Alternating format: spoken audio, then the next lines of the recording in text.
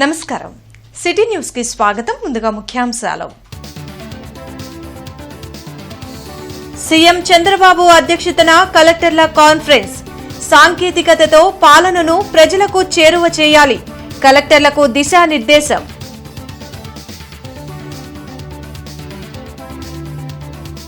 కూటమి పాలనలో ఆర్థిక విధ్వంసం జరుగుతుంది. నిరుద్యోగ భృతి, శ్రీనిధి డబ్బులు ఎప్పుడు ఇస్తారో చెప్పాలి. వైసీపీ అధినేత జగన్ సూటి ప్రశ్న.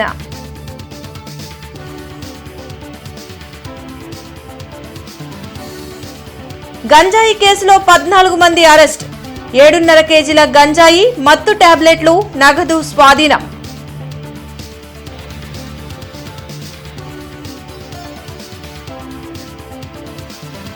యుద్ధ ప్రభావంతో పెరిగిన గ్యాస్ ధరలు ప్రభుత్వమే భరించి ఆదుకోవాలంటున్న ప్రజలు.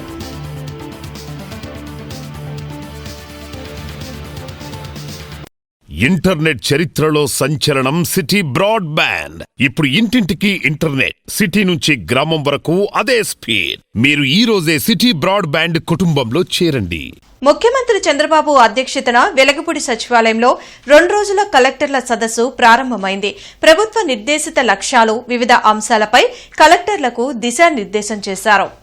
ప్రభుత్వం పనిచేసేది సంపన్నుల కోసం కాదని, పేదల కోసం అనే విషయాన్ని అందరూ గుర్తుపెట్టుకోవాలని ముఖ్యమంత్రి చంద్రబాబు అన్నారు.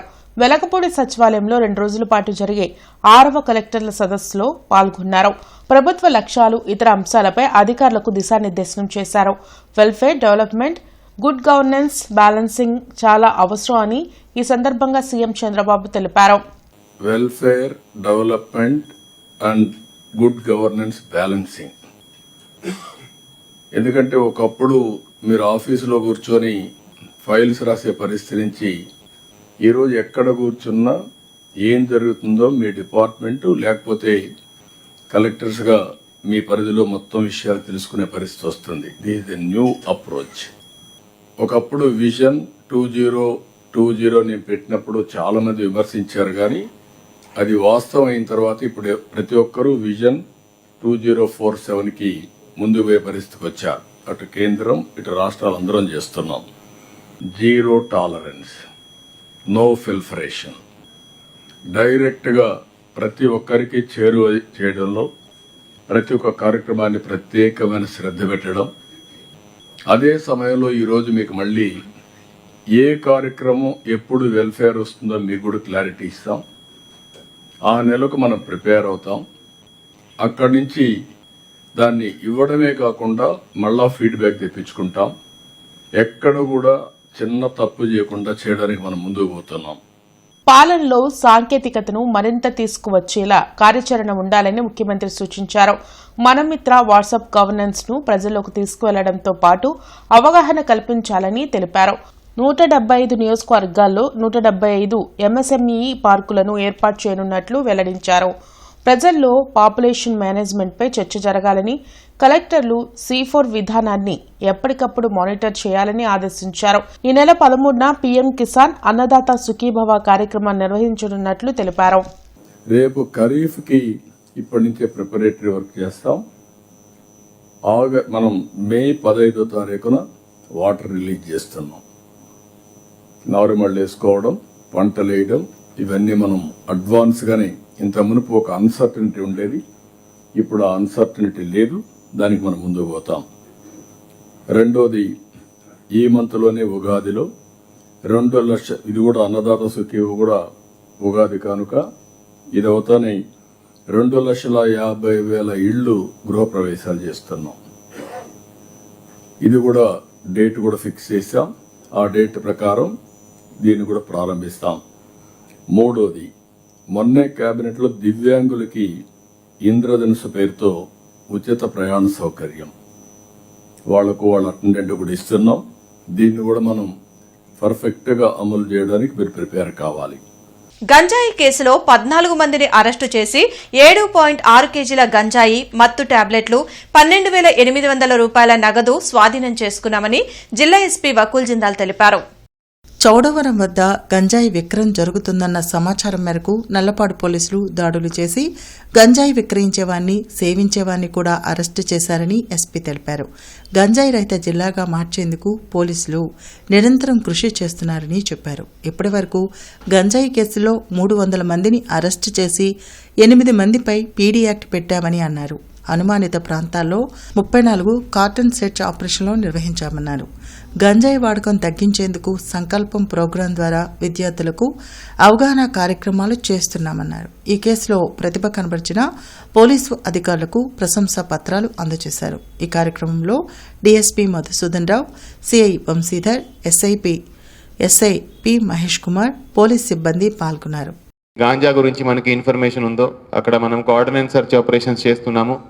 ఇప్పటి వరకు జిల్లాలో 34 కోఆర్డినేట్ సెర్చ్ ఆపరేషన్స్ కూడా చేయడం జరిగింది. మొన్న ఆపరేషన్ వజ్రపహార్ కూడా స్టేట్ వైడ్ ప్రోగ్రామ్ కూడా మన దగ్గర లాంచ్ చేయడం జరిగింది. సో ఈ కోఆర్డినేట్ సెర్చ్ ఆపరేషన్స్లో అన్ని ఇళ్ళు సెర్చ్ చేసి ఏమైనా డ్రగ్స్ ఉన్నాయా, ఇంకా ఏదైనా ఇల్లీగల్ యాక్టివిటీస్ ఏమైనా జరుగుతున్నాయా, పాత నేరస్తులను కౌన్సిలింగ్ ఇవ్వడము, తర్వాత దొంగ వెహికల్స్ గురించి కూడా మనం సెర్చ్ చేస్తున్నాము. అదేవిధంగా ఈ గాంజా డిమాండ్ తగ్గించడానికి, గాంజా కన్జ్యూమ్ చేస్తే, గాంజా వాడితే ఎటువంటి డిజాస్ట్రస్ కాన్సిక్వెన్సెస్ ఉంటాయో దాని మీద కూడా మనం రెగ్యులర్గా స్కూల్స్, కాలేజెస్కి వెళ్ళి అవేర్నెస్ కల్పిస్తున్నాము సంకల్పం ప్రోగ్రాం కింద. సో ఇప్పటి వరకు ఆల్మోస్ట్ 130 స్కూల్స్ అండ్ కాలేజెస్లో మనం అవేర్నెస్ ప్రోగ్రామ్స్ చేయడం జరిగింది. తూర్పు నియోజకవర్గంలోని 15వ డివిజన్ కొబ్బరికాయల సాంబయ్య కాలనీలో నూతన అంగన్వాడీ సెంటర్ ఏర్పాటైంది. ఎమ్మెల్యే నసీర్ ఈ అంగన్వాడీ సెంటర్ ని ప్రారంభించారు. కూటమి ప్రభుత్వం అన్ని వర్గాల సంక్షేమం కోసం నిరంతరం కృషి చేస్తుందని ఎమ్మెల్యే నసీర్ అహ్మద్ తెలిపారు. నూతనంగా ఏర్పాటు చేసిన అంగన్వాడీ సెంటర్ను ఎమ్మెల్యే ప్రారంభించారు. కిడాంబి నగర్ వెళ్లేందుకు ఇబ్బందులు పడుతున్న చిన్నారుల కోసం ఈ ప్రాంతంలో సెంటర్ను ఏర్పాటు చేశామని తెలిపారు. చిన్నారులకు పౌష్టికరమైన ఆహారం అందించేందుకు ప్రభుత్వం అన్ని చర్యలు తీసుకున్నట్లు తెలిపారు. ఈ ప్రాంతంలో ఉన్నటువంటి పిల్లలకి మరింత చేరువుగా అన్ని విషయాల్లో, అంతేకాకుండా పిల్లలకే కాకుండా గర్భిణీ స్త్రీలకు, అలాగే పాలిచ్చేటువంటి లాక్టింగ్ ఎవరైతే తల్లులు ఉన్నారో వాళ్ళకు కూడా ఉపయోగపడేటువంటి విధంగా ఈ సెంటర్ని ఈరోజు కిడాంబి నగర్, అలాగే గుంటూరు నగరంలో మరికొన్ని సెంటర్స్, ముఖ్యంగా ప్రగతి నగర్ కానీ, అలాగే సాయిబాబా కాలనీ కానీ, ఇట్లా లేనటువంటి చోట దగ్గరగా తీసుకొని వచ్చి, ఎందుకంటే ఈ ప్రభుత్వ ఆలోచన ముఖ్యంగా ఆరోగ్యవంతమైనటువంటి సమాజ నిర్మాణం ద్వారానే రాష్ట్రం ఆరోగ్యంగా ఉంటుంది, సంపన్నంగా ఉండేటువంటి ఆలోచనతో ఇటువంటి చర్యలను తీసుకోవడం జరుగుతూ ఉంది. తప్పకుండా రాష్ట్రంలో ఉన్నటువంటి ప్రతి ఒక్క బిడ్డ కూడా మంచి చదువుతో, మంచి జ్ఞానంతో ముందుకెళ్లాలనేటువంటి సంకల్పంతో చంద్రబాబు నాయుడు గారి ఆలోచన విధానానికి తగ్గట్టుగా గుంటూరు తూర్పు నియోజకవర్గంలో కూడా ప్రతి ఒక్క ప్రాంతంలో ప్రజలకు అవసరమైనటువంటి అన్ని మౌలిక వసతులతో పాటు అంగన్వాడీస్ కూడా ఎస్టాబ్లిష్ చేస్తామని చెప్పి సందర్భంగా తెలియజేస్తాం. పెంచిన గ్యాస్ ధరలను ప్రభుత్వమే భరించి ప్రజల్ని ఆదుకోవాలని నగర వాసులు డిమాండ్ చేస్తున్నారు. ఇజ్రాయెల్, అమెరికా, ఇరాన్ యుద్దం కారణంగా క్రూడ్ ఆయిల్ కు గ్యాస్ సరఫరాకు తీవ్ర అంతరాయం ఏర్పడింది. ఈ క్రమంలోనే గ్యాస్ సిలిండర్ కు 60 రూపాయల ధర కేంద్ర ప్రభుత్వం పెంచడంతో ప్రజలను ఆందోళనకు గురి చేస్తుంది. కమర్షియల్ సిలిండర్ల సరఫరా ఆగిపోవడంతో చాలా హోటళ్లు మూతపడ్డాయి. దీంతో హాస్టళ్ల విద్యార్థులకు అల్పాహారం, భోజనం అందించే అవకాశం లేకుండా పోవడంతో విద్యార్థులు తీవ్ర ఇబ్బందులు పడుతున్నారు. అయితే గృహావసరాలకు సరిపడినంత గ్యాస్ సిలిండర్లు అందుబాటులో ఉన్నాయని, ఎవరూ ఆందోళన చెందాల్సిన అవసరం లేదని గ్యాస్ డీలర్లు చెబుతున్నారు. వెంటనే మోడీ చొరవ తీసుకుని మిగతా దేశాలను కూడగట్టుకుని ట్రంప్తో మాట్లాడి యుద్దం ఆపించాలని డిమాండ్ చేస్తున్నారు. లేకుంటే ఈ గ్యాస్ ధరల పెంపు పలు రంగాలపై ప్రభావం పడే అవకాశం ఉందని మేధావులు అభిప్రాయం వ్యక్తం చేస్తున్నారు. ఇప్పటికే ప్రజలు వాడేటటువంటి గ్యాస్ మీద సిలిండర్కి 60 రూపాయల చొప్పున పెంచడం జరిగింది. దానికంటే కూడా ప్రమాదం ఇప్పుడు ఇమీడియట్గా మరి ఈ కమర్షియల్ గ్యాస్ ఏదైతే ఉందో, హోటల్స్ అన్నింటిలో కూడా కమర్షియల్ గ్యాస్ బంద్ చేశారు. రేపు పౌరులకు సంబంధించిన గ్యాస్ కూడా బంద్ చేసేటటువంటి పరిస్థితి ఉంటుంది. ఇంకా అనేక రకాలైన ప్రతికూల ఫలితాలు మన మీద కనపడే పరిస్థితి ఉంది. అందుకని భారత ప్రభుత్వం వెంటనే స్పందించి ఈ ధరలు తగ్గించాలి. ఎందుకంటే ఆ సబ్సిడీ, పెరిగిన సబ్సిడీ ప్రభుత్వం భరించాలి. ఎందుకంటే మామూలప్పుడు వాళ్ళు మన దగ్గర గోల్డ్ లోడ్ కొట్టి వసూలు చేస్తూ ఉన్నారు. ఆ ప్రభుత్వం భరించాలి. గ్యాస్ ఆయిల్ సరఫరాలో నిరంతరంగా ఎటువంటి అంతరాయం లేకుండా చూడాల్సిన బాధ్యత ప్రభుత్వం మీద ఉంది. ఆ మేరకు చర్యలు తీసుకోవాలని మనం డిమాండ్ చేస్తాం. ఒకవైపు ఏమో గ్యాస్ నిల్వలు చాలా ఉన్నాయి, ఇబ్బంది ఏం లేదని చెప్పేసి ప్రకటించింది. అంటే వాళ్ళు కేంద్ర ప్రభుత్వం ప్రకటించిన దానికి చర్యకి ఏమాత్రం సంబంధం లేదు. అందుకని వెంటనే యుద్ధం ఆపాలనేటువంటిది పార్లమెంట్ తీర్మానం చేసి వాళ్ళకి పంపాల. అది చేయట్లా. పార్లమెంట్లో చర్చకు కూడా అవకాశం ఇవ్వకుండా చేస్తూ ఉంది. అంటే ఒక మాట చెప్పాలంటే అమెరికాకు అనుకూలంగా ఇక్కడ ఉన్నటువంటి కేంద్ర ప్రభుత్వం వ్యవహరిస్తుంది. కాబట్టి తక్షణమే పార్లమెంటు సమావేశమై పార్లమెంటు ఒక తీర్మానం చేసి యుద్ధాన్ని ఆపాలని, లేకపోతే భారాలు ప్రజల మీద తీవ్రంగా పడతాయని చెప్పేసి తెలియజేస్తా ఉన్నాం. ఈరోజు మొత్తం బ్లాక్కు వెళ్ళిపోతూ ఉంది. గ్యాస్ క్యూలు కడతా ఉన్నారు, ఎక్కడ గ్యాస్ అందదో అని చెప్పి ప్రజలు ఆందోళన చెందుతూ ఉన్నారు. మేము డిమాండ్ చేస్తూ ఉంది, ప్రభుత్వం వెంటనే గ్యాస్ నిల్వలకు సంబంధించిన బహిరంగ ప్రకటించాలా, ప్రజలకు అందుబాటులో తీసుకురావాలా. అక్కడ యుద్ధం జరుగుతున్న నేపథ్యంలో ప్రజలకు రేపు భవిష్యత్తులో ఎటువంటి ఇబ్బంది గ్యాస్కు సంబంధించిన కలగకుండా చూడాలా. ఇది తీవ్రమైనటువంటి భారం అవ్వటమే. ఈరోజు పెద్ద ఎత్తున మహిళలు ఒక పక్క కనీస వేతనాలు లేక రకరకాల పనులు లేక ఇబ్బందులు పడుతూ ఉంటే మరో భారం అవ్వటం అనేది తీవ్రమైనటువంటి దానిగా పరిగణించాలి. రెండోది, ఈరోజు కమర్షియల్ గ్యాస్కి సంబంధించి కూడా పెద్ద ఎత్తున చాలా హోటల్స్, పెద్ద పెద్ద హోటల్స్ అయితే క్లోజ్ చేస్తున్న పరిస్థితుంది. అట్లా కాకుండా చిన్న స్థాయి రోడ్డు మీద నడుపుకునేటువంటి బడ్డీలు, అదేవిధంగా బడ్డీ కొట్లు, రకరకాల కూడా తీవ్రమైనటువంటి ప్రభావం పడే పరిస్థితుంది. కాబట్టి ఏదో సామాన్యులకి ఓన్లీ ఒక గ్యాసు, ఏదో పెట్రోలు, దీనివల్లే నష్టం జరుగుతుందని చెప్పేసి ఏదో ఒక ప్రచారం అయితే ఒకటి జరుగుతుంది. కానీ అన్ని విషయాల్లో నిత్యావసర సరుకులు కానీ, గ్యాసు, పెట్రోలు, మిగతా అన్ని విషయాల్లో కూడా ప్రజలకి ఈ యుద్ధం వల్ల జరుగుతున్న వల్ల చాలా ఇబ్బందులు ఉన్నాయి.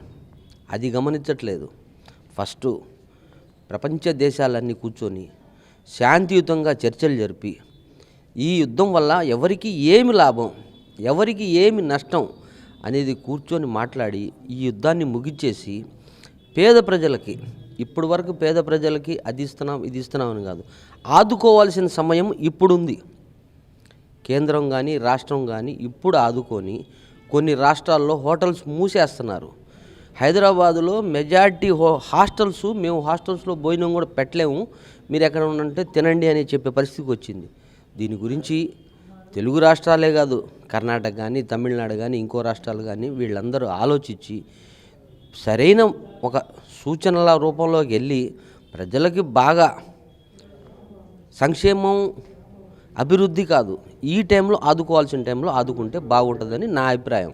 ఇప్పటికే మనం చూసుకున్నాం, పెద్ద ఎత్తున గ్యాస్ ఇది పెంచడం 10 రూపాయలు పెంచి రూపాయి తగ్గించి మేము ఏదో పెద్ద తగ్గించామని చెబుతున్నారు తప్ప ప్రజలకు ఎటువంటి ఉపయోగం ఉండేటువంటి పరిస్థితి కాదు. ప్రధానంగా ఈరోజు మేము దీపం పథకం అని చెప్పి రకరకాల పథకాలను చెప్పి మేము 3 సిలిండర్ ఫ్రీగా ఇస్తామని చెప్పినటువంటి నేపథ్యం చూసినప్పటికి కూడా దీపం పథక సబ్సిడీలు కూడా మనం చూసినట్టు కూడా ఎవరికి 15 రూపాయల కంటే మించి పడే పరిస్థితి అయితే ఉంది. అంటే ఈ నేపథ్యంలో నీ వినియోగదారుడు కనీసం 900 నుంచి 1000 రూపాయల వరకు దపదపాలకు ఖర్చు చేయాల్సినటువంటి పరిస్థితి ఉంది. ఒక గ్యాస్కి నెలకి 1000 రూపాయలు ఖర్చు పెట్టేటువంటి పరిస్థితి ఫ్యామిలీకి వస్తే వాళ్ళు రోజు తినేటువంటి తిండిలో ఇంకెంతవరకు వాళ్ళు ముందుకెళ్ళగలుగుతారనేది అడుగుతూ ఉన్నాం. గ్యాస్ బ్లాక్ ఏం లేదండి, కాకపోతే వాణిజ్యంగా వ్యాపార సంస్థలకి అయితే గ్యాస్ సరిగా అందుబాటులో లేదు. ఇళ్లలో వాడుకునే వాళ్ళకి ప్రయారిటీ ప్రకారం 30 రోజులు బుక్ చేసుకునే వాళ్ళకి ఒక వారం 10 రోజులుగా అటు ఇటుగా గ్యాస్ అందరికీ సప్లై అవుతుంది. ఇది వార్తలు విని జనాలకు అర్థం కాక ఎగబడుతున్నారు, అంత తప్ప ఏం లేదు. నిదానంగా అయితే అందరికీ గ్యాస్ అందుతుంది, అందరికీ గ్యాస్ అందుతుంది. ప్రయారిటీ ప్రకారం అయితే ఎవరికి ఇబ్బంది లేదు. కమర్షియల్ రేటు పెరిగింది అనే విషయం కంటే కమర్షియల్ సప్లై లేదండి, కంపెనీ నుంచే సప్లై లేదు. దాని మూలంగా మేము ఎవరికి సప్లై చేయలేకపోతున్నాము, కస్టమర్కి కూడా అందుబాటులో లేదు. అదే మామూలు ప్రజలకైతే గ్యాస్ అందుబాటులో ఉంది, మామూలు ఇళ్లలో వాడుకునే వాళ్ళకైతే గ్యాస్ అందుబాటులోనే ఉంది. ప్రయారిటీ ప్రకారం బుకింగ్ చేసుకున్న వాళ్ళు గ్యాస్ ఇస్తున్నారు. ఈ నెల అయిపోతే మళ్ళీ వస్తుందో రాదు అని చెప్పేసి భయంలో కొంతమంది ఉన్నారు. అదేం లేదండి, మోడీ గారు చెప్పిన లెక్క ప్రకారం అయితే ఇళ్లలో వాడుకునే వాళ్ళకి గ్యాస్ అనేది ఆగే ప్రసక్తే లేదు, అందిస్తాము. వాణిజ్య వ్యాపారాలకు మాత్రం గ్యాస్ అందించలేము, వాటి గురించి వదిలేసామని చెప్పారు. గుంటూరు జిల్లాలో గ్యాస్ కొరత తీవ్రంగా ఉందని హోటల్స్ యజమానులు ఆందోళన వ్యక్తం చేశారు. గుంటూరులో హోటల్స్ అసోసియేషన్ అత్యవసర సమావేశం జరిగింది. ఇప్పటికే కమర్షియల్ సిలిండర్ కొరత బాగా ఉందని, హోటల్స్, హాస్టల్స్ ఓనర్లు తీవ్ర ఇబ్బందులు పడుతున్నారని చెప్పారు. పరిస్థితి ఇలానే ఉంటే శనివారం నుంచి జిల్లాలోని అన్ని హోటల్స్ మూసివేసే పరిస్థితి ఏర్పడుతుందని గుంటూరు జిల్లా హోటల్స్ అసోసియేషన్ అధ్యక్షులు సాంబశివరావు వాపోయారు. గ్యాస్ లేకపోతే హోటల్లో ఏది రన్ చేయడం, ఏ ఒక్క ఇప్పుడు మా దగ్గర ఉన్న కార్మికులకి వాళ్ళకు భోజనాలు పెడతానికి కూడా ఏం ఉండదు. దగ్గర హోటల్లో గుంటూరు జిల్లాలో వచ్చేసి ఒక 1000 హోటల్స్ ఉంటాయి, రెస్టారెంట్ బళ్ళు. ఒక మన గుంటూరు టౌనే 1000 బళ్ళు ఉంటాయి. మరి ఎంతోమంది హాస్టల్స్ స్టూడెంట్స్, సాఫ్ట్వేర్ ఎంప్లాయీస్, వీళ్ళందరికీ ఎలా చేయాలనేది చాలా ఇబ్బందికరమైన వాతావరణం. ఇది గవర్నమెంట్, సెంట్రల్ గవర్నమెంట్ కానీ స్టేట్ గవర్నమెంట్లు వాళ్ళు మీ మీడియా ద్వారాగా పెద్ద మనుషులకి మాకు సరఫరా ఆగకుండా చేయగలిగితే కొంతవరకు మేము రన్ చేస్తాం. లేకపోతే శనివారం నుంచి అయితే హోటల్స్ బంద్ అయిపోతాయి. గృహ అవసర గ్యాస్ సిలిండర్లకు కొరత లేదని జేసీ అశుతోష్ శ్రీవాస్తవ స్పష్టం చేశారు. ఈ సందర్భంగా ఆయన మాట్లాడుతూ కొంతమంది వినియోగదారులు గ్యాస్ సరఫరాలో జాప్యం జరుగుతుందనే భావనతో అవసరం లేకున్నా గ్యాస్ రీఫిల్ కు ఆన్లైన్లో నమోదు చేసుకోవడం జరుగుతుందని చెప్పారు. ఆయిల్ కంపెనీలు ఒక సిలిండర్ ఉన్నవారికి బుకింగ్ కు కనీస గడువు 21 రోజులు, డబుల్ సిలిండర్ ఉన్నవారికి 30 రోజుల గడువు నిబంధనలు ఉన్నాయని తెలిపారు. రేపటి రంజాన్ వేళలు సహరీ ఉదయం 5:02, ఇఫ్తార్ సాయంత్రం 6:22. అసెంబ్లీ సమావేశాల్లో చంద్రబాబు, పవన్ కళ్యాణ్, లోకేష్లు సెల్ఫ్ డబ్బాలతో ఒకరిని మరొకరు జాకీలు పెట్టి లేపే ప్రయత్నం చేసుకున్నారని వైసీపీ అధినేత జగన్ ఎద్దేవా చేశారు. తాడేపల్లిలోని వైసీపీ కేంద్ర కార్యాలయంలో మాజీ సీఎం జగన్ మీడియాతో మాట్లాడారు. కూటమి ప్రభుత్వ పాలనలో ఆర్థిక పరిస్థితులు దారుణంగా ఉన్నాయని చెప్పడానికి కాగ్ నివేదిక చాలని చెప్పారు. తాము అధికారంలో ఉన్న 5 ఏళ్లలో చేసిన అప్పులు సీఎం చంద్రబాబు తన 20 నెలల పాలనలో చేశారని ఆరోపించారు. ఎన్నికల్లో ఇచ్చిన నిరుద్యోగ భృతి, ఆడబిడ్డ నిధి డబ్బులు ఎప్పుడు ఇస్తారో సీఎం చెప్పాలని నిలదీశారు. తిరుమల నెయ్యి కల్తీ చంద్రబాబు హయాంలోనే జరిగితే తమపై నెట్టడం దుర్మార్గమన్నారు. ముఖ్యమంత్రిగా చంద్రబాబును రాష్ట్ర ప్రజలు భరించలేకపోతుంటే ఆయన ఉప ప్రధాని అయితే దేశ ప్రజలు ఏమైపోతారో అని ఎద్దేవా చేశారు. మొత్తం 16 రోజుల పాటు జరిగిన అసెంబ్లీ బడ్జెట్ సమావేశాలు చూస్తే తప్పుడు లెక్కలు, తప్పుడు ప్రచారాలు, సెల్ఫ్ డబ్బాలు, ఇవి తప్ప ప్రజలకు ఏదైనా మంచి జరిగిందా? ప్రజలకు మాత్రం ఒరిగింది 0. చంద్రబాబు నాయుడు గారేమో తన కొడుకును జాకీని పెట్టి ఎత్తాడు, తన కొడుకేమో చంద్రబాబు నాయుడిని జాకీలు పెట్టి ఎత్తుతాడు, వీళ్ళిద్దరిని పవన్ కళ్యాణ్ జాకీలు పెట్టి ఎత్తుతాడు. అసెంబ్లీ అంతా ఇదే పరనింద, ఆత్మస్తుతి. ఇది తప్ప ఏమైనా కనపడినాయా? ఈయన ముఖ్యమంత్రిగానే భరాయించలేకున్నారు ప్రజలు. ఈయన ఉప ప్రధాని అయితే ఇంకా దేశ ప్రజలు ఏం భరాయిస్తారు? Commissioner Mayur Ashok Yadava Bazar, Alinagar, Mallailinga Nagar, Pathaguntur main road తదితర ప్రాంతాల్లో విస్తృతంగా పర్యటించారు.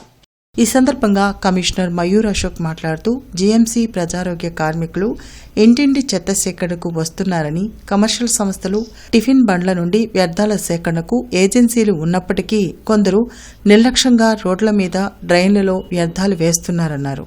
ప్రజారోగ్య దృష్ట్యా అటువంటి వారిపై కఠిన చర్యలు తీసుకుంటామన్నారు. పట్టణ ప్రణాళిక కార్యదర్శులతో మాట్లాడుతూ నక్షా కార్యక్రమం వారం రోజుల్లో పూర్తి చేయాలన్నారు. ఆస్తి పన్ను వసూళ్ల వివరాలను ఆర్ఐ, అడ్మిన్ కార్యదర్శులను అడిగి తెలుసుకుని మాట్లాడుతూ మార్చి 2వ వారం కూడా గడుస్తున్నందున పన్ను వసూళ్లలో వేగం పెరగాలన్నారు. పన్ను చెల్లించని మొండి బకాయిదారులకు ట్యాబ్ డిస్కనెక్షన్, పెద్ద మొత్తంలోని బకాయిదారులకు రెడ్ నోటీసులు జారీ చేసి సీజ్కి చర్యలు తీసుకోవాలని డిప్యూటీ కమిషనర్ రెవెన్యూ అధికారులను ఆదేశించారు.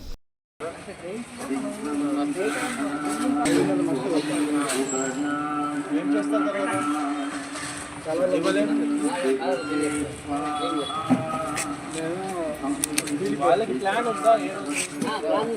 ఇవ్వాలేమో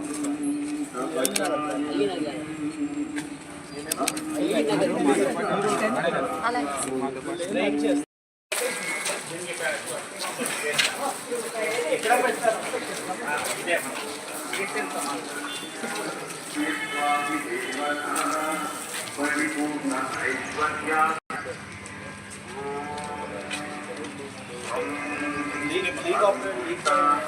ఎంత అయింది ఇక్కడ? వాటర్ ట్యాక్స్ కలెక్షన్స్ రావట్లేదు, 10% రావలేదు. మిగతా ఎందుకు ఇవ్వట్లేదు? మరి 80 రూపీస్ కదా.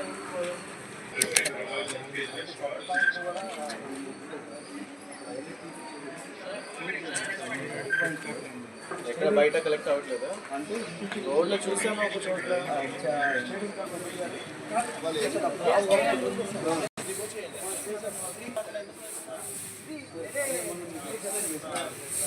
కమర్షియల్ ఉండేది నైట్ కూడా కంపల్సరీ అరేంజ్ చేస్తారు.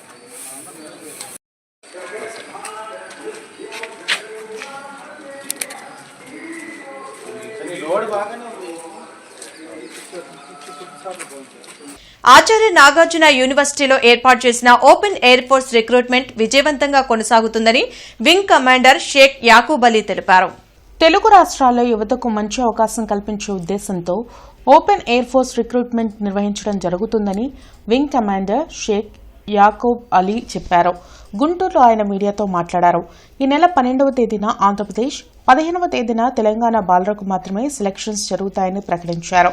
రిక్రూట్మెంట్ కోసం నాగార్జున యూనివర్సిటీ ప్రాంగణంలో విస్తృతంగా ఏర్పాటు చేయడం జరుగుతుందని తెలిపారు. ఎవరికి ఏ తేదీన సెలక్షన్స్ జరుగుతాయనే విషయాలు పూర్తిగా తెలుసుకుని ఎంపికలకు హాజరు కావాలని కోరారు. నిరుద్యోగ యువతకు ఓపెన్ ఎయిర్ ఫోర్స్ రిక్రూట్మెంట్ను పూర్తి స్థాయిలో సద్వినియోగం చేసుకోవాలని సూచించారు.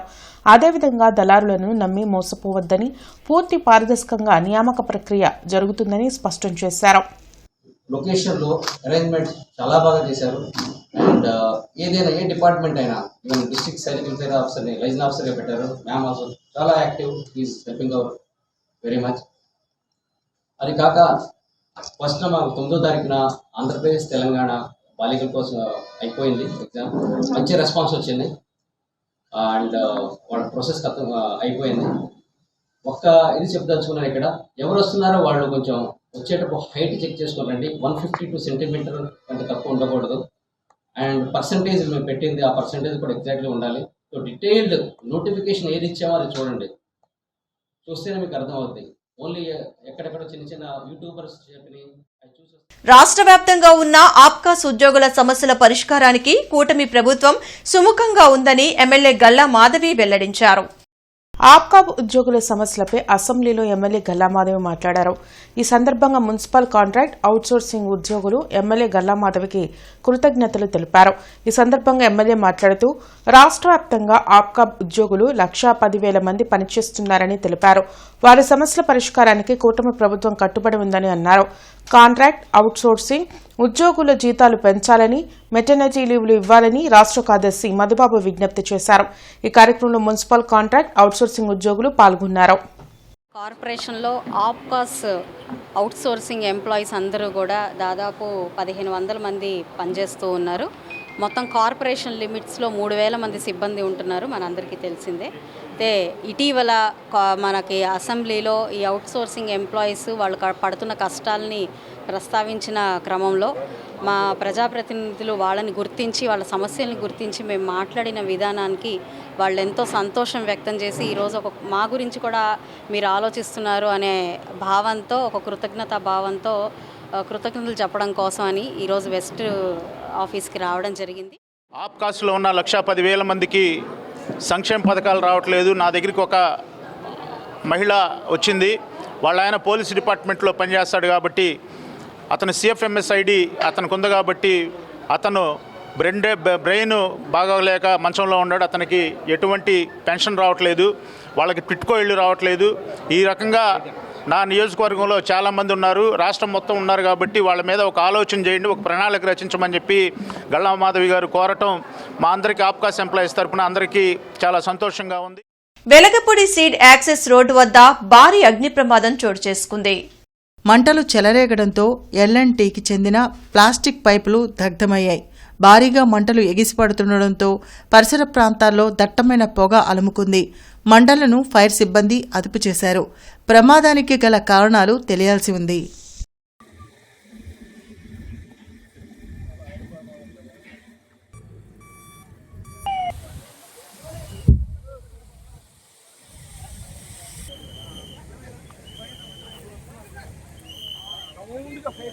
దేశంలో, రాష్ట్రంలో కమ్యూనిస్టు పార్టీ బలహీనపడటం వలన పాలకవర్గం ప్రజా వ్యతిరేక కార్యక్రమాలు చేస్తున్నారని సిపిఐ రాష్ట్ర కార్యదర్శి జి ఈశ్వరయ్య ఆరోపించారు. ప్రజల వద్దకు పార్టీ, ప్రజల కోసం పార్టీ కార్యక్రమంలో రాష్ట్ర కార్యదర్శి జి ఈశ్వరయ్య, జంగాల అజయ్ కుమార్, కోట మాల్యాద్రి పాల్గొన్నారు. మార్చి 1వ తేదీ నుంచి 15వ తేదీ వరకు 26 జిల్లాల్లో గడప గడపకు సిపిఐ కార్యక్రమం నిర్వహిస్తున్నామని ఈశ్వరయ్య తెలిపారు. రాష్ట్రంలో ప్రజా సమస్యలపై పోరాటం చేస్తూనే పార్టీ బలోపేతానికి ప్రజల నుంచి విరాళాలు సేకరిస్తున్నామని చెప్పారు. ఈ కార్యక్రమానికి ప్రజల నుంచి విశేష స్పందన లభిస్తుందని ఆయన అన్నారు. ఈ కార్యక్రమంలో అకిటి అరుణ్ కుమార్, మేడా హనుమంతరావు తదితరులు పాల్గొన్నారు. ఈరోజు దేశంలో రాష్ట్రంలో పాలక వర్గాలన్నీ కూడా చాలా పెద్ద ఎత్తున ప్రజా వ్యతిరేక విధానాలకు పాల్పడుతూ ఉన్నాయి. కమ్యూనిస్టుల బలం పెరగకపోతే ఈ సమస్యలు మరింత పెరిగేదానికి ఆస్కారం ఉంది. కాబట్టి మీరు బలపడాలని చెప్పేసి ఆశీర్వదిస్తూనే వారికి తోచినంత సహాయాన్ని సహకారాన్ని అందిస్తూ ఉన్నారు. వారందరికీ ప్రజలకు భారత కమ్యూనిస్ట్ పార్టీ సిపిఐ రాష్ట్ర సమితి పక్షాన కృతజ్ఞతలు అభినందనలు తెలియజేస్తా ఉన్నాం. అదే సందర్భంలోనే కమ్యూనిస్ట్ పార్టీని పెద్ద ఎత్తున ఆదరించమని చెప్పి కోరుతా ఉన్నాం. నేను దేశంలో రాష్ట్రంలో కమ్యూనిస్టులు బలహీనపడ్డం ద్వారా కమ్యూనిస్టు పార్టీల పోరాటాలు సన్నగిల్లింపజేయడం ద్వారా ఈరోజు పాలక వర్గాలంతా కూడా చాలా పెద్ద ఎత్తున ప్రజా వ్యతిరేక కార్యకలాపాలకు శ్రీకారం చుడతా ఉన్నారు. రాజధాని అభివృద్ది వేదిక ఆధ్వర్యంలో ప్రజా రాజధాని అభివృద్ది పాదయాత్ర మార్చి 13వ తేదీ నుండి 21వ తేదీ వరకు జరుగుతుందని మాజీ ఎమ్మెల్సీ కెఎస్ లక్ష్మణరావు వెల్లడించారు. మార్చి 13వ తేదీన ఉండవల్లి సెంటర్ నుంచి పాదయాత్ర ప్రారంభించి 21వ తేదీన సిఆర్డీఏ అధికారులకు వినతి పత్రాలు అందజేస్తామని చెప్పారు. బ్రాడీపేటలోని సిపిఎం కార్యాలయంలో జరిగిన మీడియా సమావేశంలో కెఎస్ లక్ష్మణరావు, పాసం రామారావు, ఎం రవి, బి లక్ష్మణరావులు మాట్లాడారు.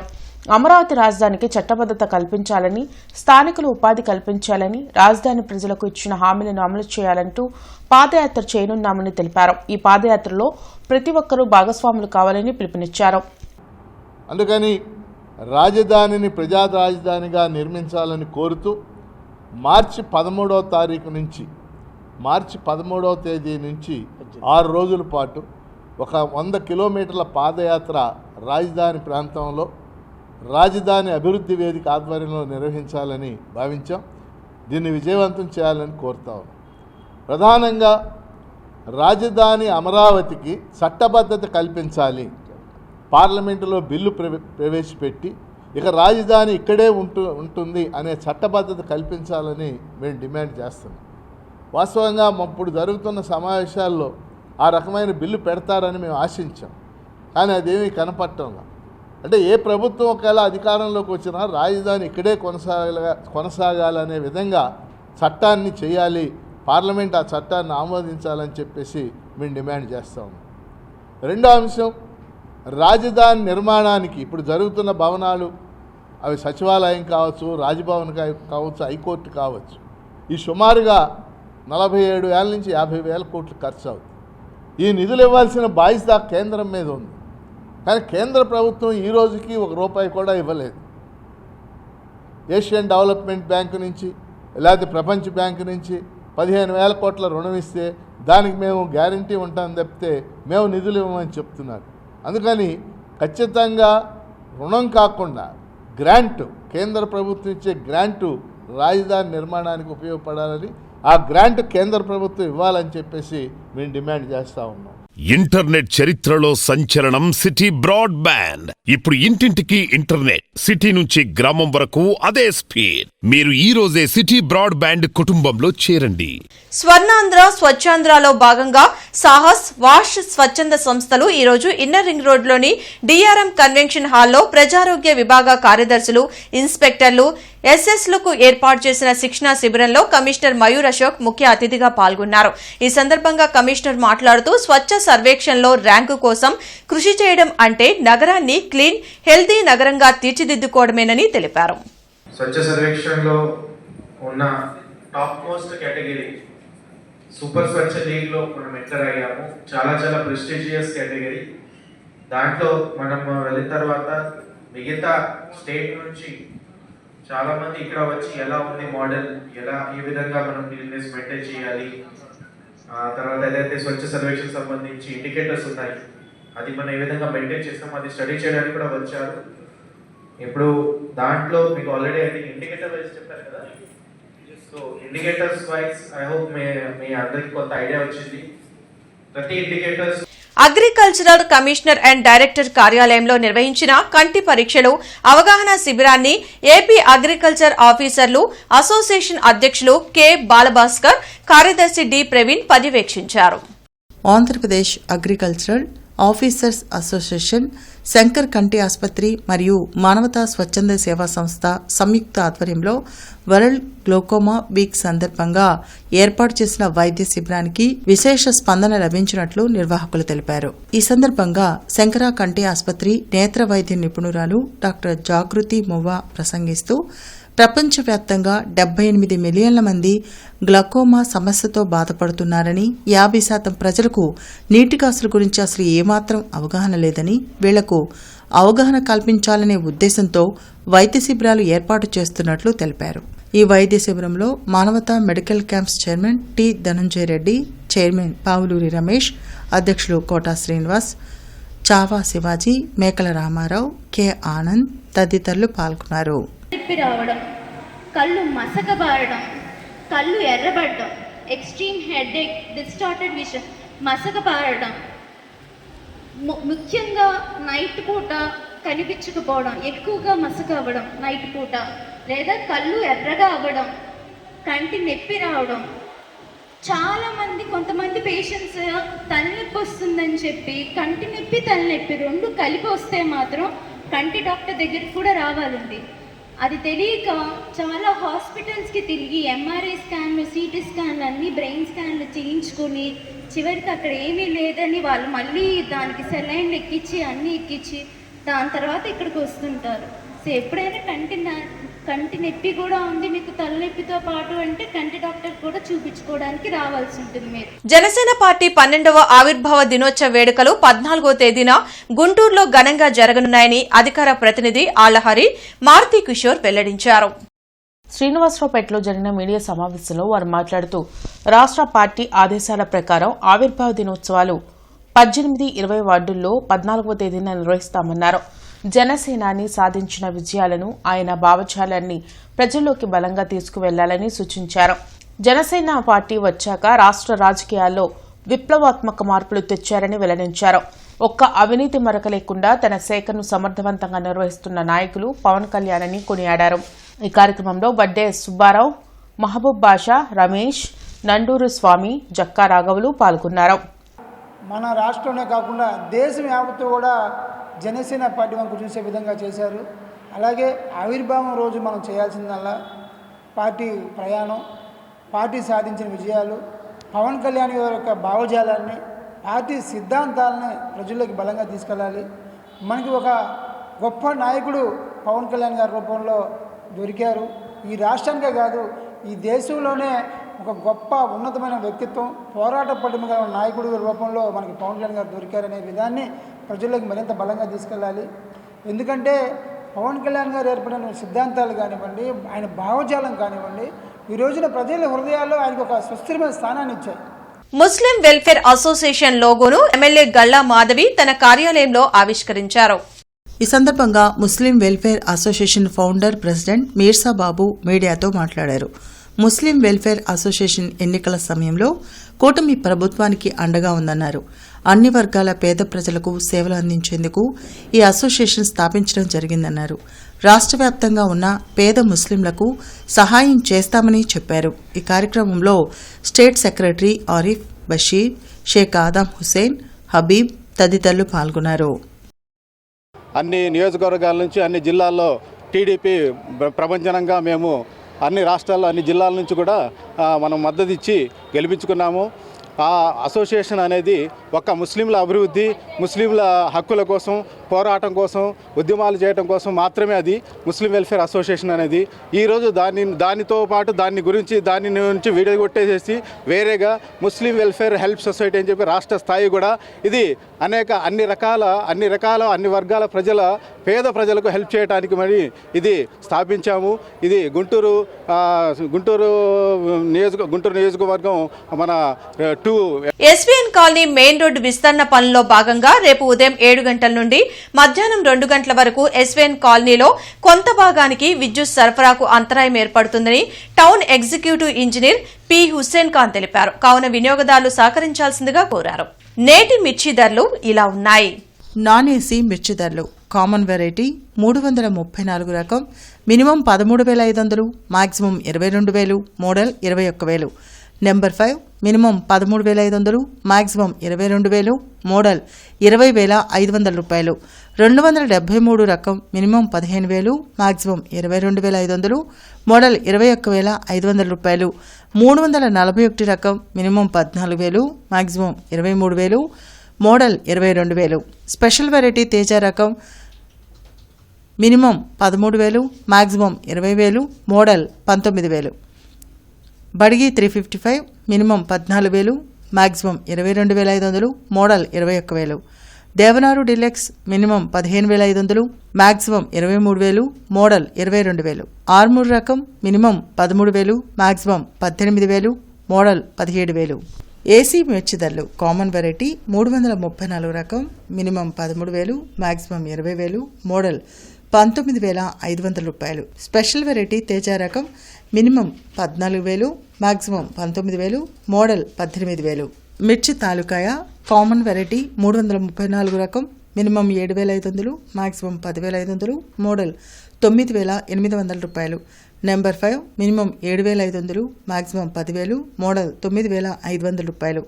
341 రకం మినిమం 8,000, మాక్సిమం 12,000, మోడల్ 11,500 రూపాయలు. స్పెషల్ వెరైటీ తేజ రకం minimum 7,500, maximum 9,800, model 9,600. Badki minimum 8,500, model maximum 10,500, model 10,000 రూపాయలు. వార్తలు ముగించే ముందు ముఖ్యాంశాలు మరోసారి. సీఎం చంద్రబాబు అధ్యక్షతన కలెక్టర్ల కాన్ఫరెన్స్. సాంకేతికతతో పాలనను ప్రజలకు చేరువ చేయాలి. కలెక్టర్లకు దిశానిర్దేశం.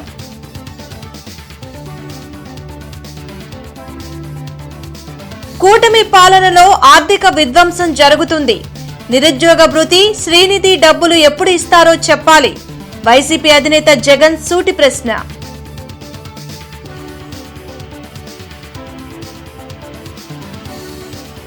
గంజాయి కేసులో 14 మంది అరెస్ట్. 7.5 కేజీల గంజాయి, మత్తు టాబ్లెట్లు, నగదు స్వాధీనం.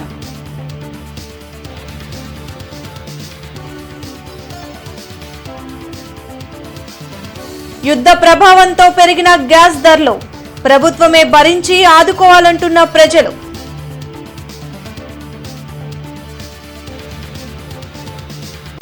ఈ వార్తలు ఇంతటితో సమాప్తం. నమస్కారం.